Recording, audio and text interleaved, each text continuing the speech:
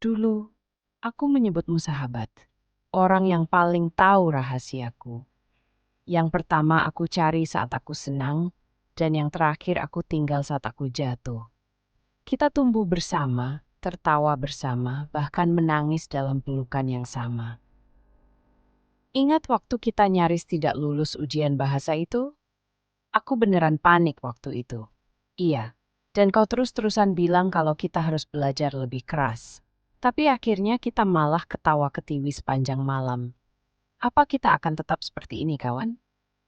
Meski waktu terus berjalan dan kita semakin tua, tentu saja rasa persahabatan kita ini tidak akan pernah pudar. Kita akan selalu punya cerita baru untuk diceritakan, tertawa riang hingga larut malam.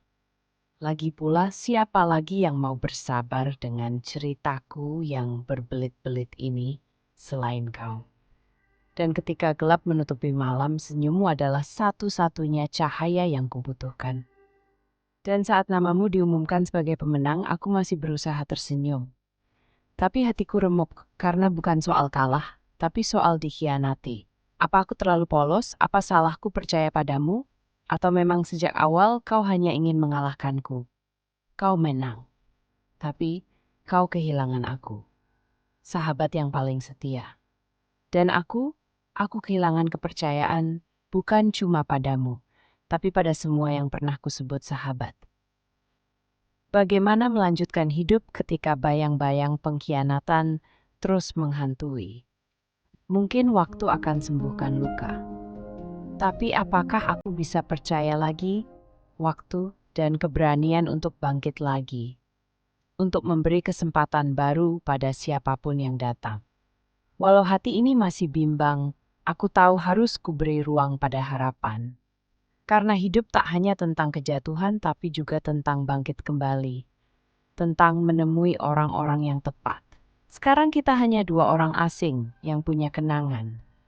Dan setiap kali aku mengingat tawa kita dulu, aku hanya bisa bertanya, di mana dirimu yang dulu sosok sahabat yang sangat mengerti aku, selalu menemaniku dalam suka dan duka? Apakah semua itu nyata? Benar-benar ada dalam kehidupan ini? Atau hanya aktingmu yang paling sempurna? Tusukan dari seorang teman lebih menyakitkan daripada tusukan dari seorang musuh.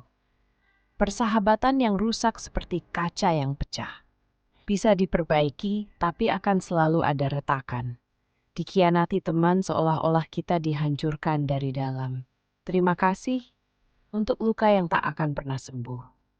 Namun dari luka itu, aku belajar untuk berdiri sendiri.